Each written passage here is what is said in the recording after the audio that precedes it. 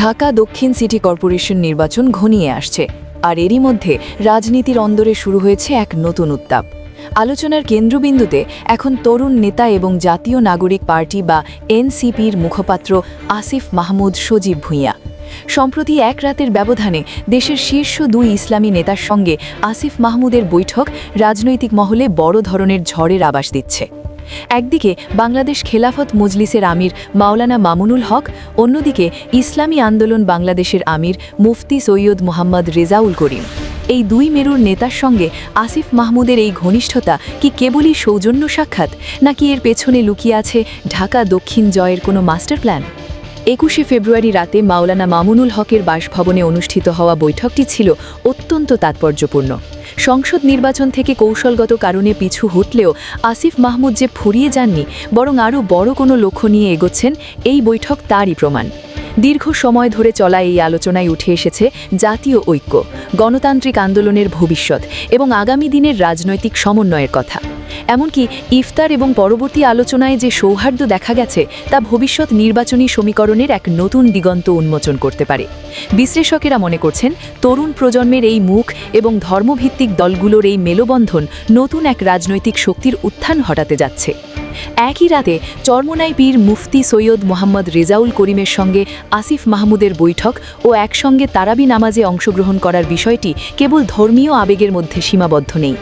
রাজনৈতিক অঙ্গনে গুঞ্জন উঠেছে, ববি হাজ্জাজদের মতো কিছু পক্ষ যখন পর্দার আড়ালে নতুন কোনো চক্রান্ত বা মেরুকরণের চেষ্টা করছে, তখন আসিফ মাহমুদ সুকৌশলে তার অবস্থান শক্ত করছেন। এনসিপির হয়ে ঢাকা দক্ষিণের মেয়র পদে আসিফ মাহমুদের প্রার্থিতার সম্ভাবনা এখন শতভাগ জোরালো, আর এই লক্ষ্যেই তিনি শহরের প্রভাবশালী রাজনৈতিক ও ধর্মীয় নেতাদের সমর্থন আদায়ের চেষ্টা করছেন। ঢাকা 10 আসন থেকে সংসদ নির্বাচনে অংশ না নিলেও এনসিপিতে যোগ দেবার পর আসিফ মাহমুদের আত্মবিশ্বাস কয়েক গুণ বেড়ে গেছে।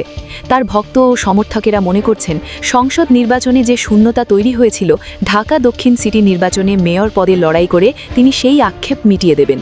যদিও এখনও আনুষ্ঠানিক কোনো ঘোষণা আসেনি, কিন্তু মামুনুল হক এবং চরমোনাই পীরের সঙ্গে এই ঘনিষ্ঠতা পরিষ্কার বার্তা দিচ্ছে যে আসিফ মাহমুদ এখন শুধু রাজপথের নেতা নন, তিনি এখন ভোটের মাঠের এক বড় খেলোয়াড়। ধর্মভিত্তিক দলগুলোর বিশাল ভোট ব্যাংক যদি আসিফ মাহমুদের পক্ষে যায়, তবে ঢাকা দক্ষিণের লড়াইয়ে বড় ধরনের ওলটপালট ঘটে যেতে পারে। তবে এর মাঝেই প্রশ্ন উঠেছে ববি হাজ্জাজদের চক্রান্ত নিয়ে।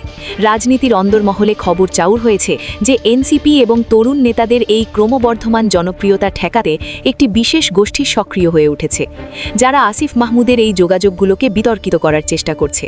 কিন্তু আসিফ মাহমুদ যে প্রজ্ঞা আর কৌশলের পরিচয় দিচ্ছেন, তাতে মনে হচ্ছে তিনি সব ষড়যন্ত্র মোকাবিলা করেই ভোটের মাঠে টিকে থাকবেন। এখন সবার নজর আসিফ মাহমুদের আনুষ্ঠানিক ঘোষণার দিকে। তিনি কি পারবেন ঢাকা দক্ষিণের মেয়র হিসেবে এক নতুন তারুণ্যের বিপ্লব ঘটাতে?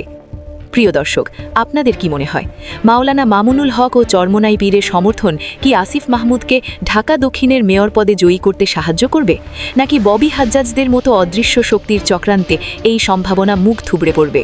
কমেন্টে জানিয়ে দিন আপনার মূল্যবান মতামত। ভিডিওটি ভালো লাগলে লাইক দিন এবং শেয়ার করে সবার মাঝে ছড়িয়ে দিন। আমাদের চ্যানেলের সাথেই থাকুন। ধন্যবাদ।